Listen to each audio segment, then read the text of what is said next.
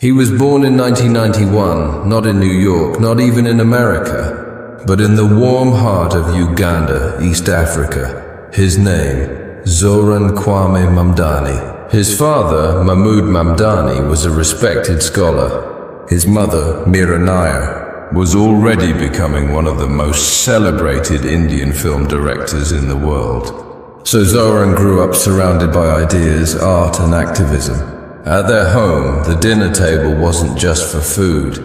It was for debates about justice, race, and humanity. As his mother often said, "You can't change the world if you're afraid to speak truth to power." That line became the foundation of his entire life. When Zoran was a young boy, the family moved to Queens, New York City, a place full of immigrants, dreamers, and everyday fighters. I grew up seeing how people worked hard yet still couldn't afford the city they built. Those early experiences planted a seed inside him, a seed of justice and empathy.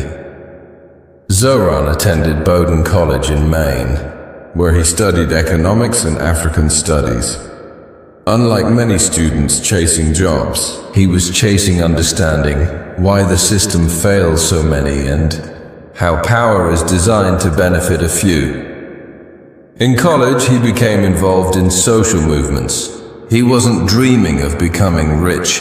He was dreaming of making fairness a reality. After college, Zoran didn't take the corporate path. He became a housing counselor, helping families who were being evicted from their homes. Every day, he sat with people who had nowhere to go. He realized that real power lies in proximity to pain. He often said, "If you want to understand injustice, don't read about it. Live among the people who face it." In 2020, Zoran made a bold decision. He would run for New York State Assembly, District 36, Astoria. He was just 29, no big money, no corporate sponsors, no political family name. People laughed. An Indian-born Muslim socialist in American politics. But Zoran didn't laugh. He went door to door, block to block. He listened more than he spoke. His campaign wasn't about fame. It was about faith in people.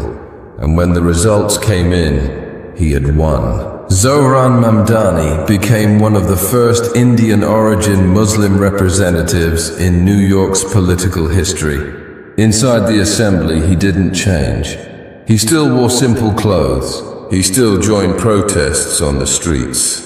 He still rode the subway with everyone else.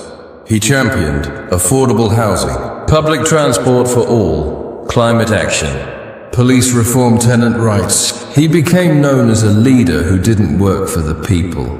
He worked with them.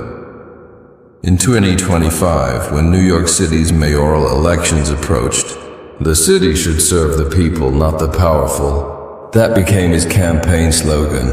His rallies were filled not with celebrities, but with cab drivers, teachers, and young dreamers. The night was cold, the air thick with anticipation. Votes were being counted. News anchors debated. Supporters waited outside his headquarters in Queens. And then, history was made. Zoran Mamdani was declared the mayor of New York City, the first Indian-origin Muslim to hold the office of America's largest city. The crowd exploded in cheers. Tears rolled down faces. When Zoran stepped on stage, he began his speech with trembling emotion. "This victory isn't mine. It belongs to every worker who keeps this city alive. Every tenant who fights to keep their home, and every child who dares to dream of fairness." That night, New York saw something it hadn't seen in decades.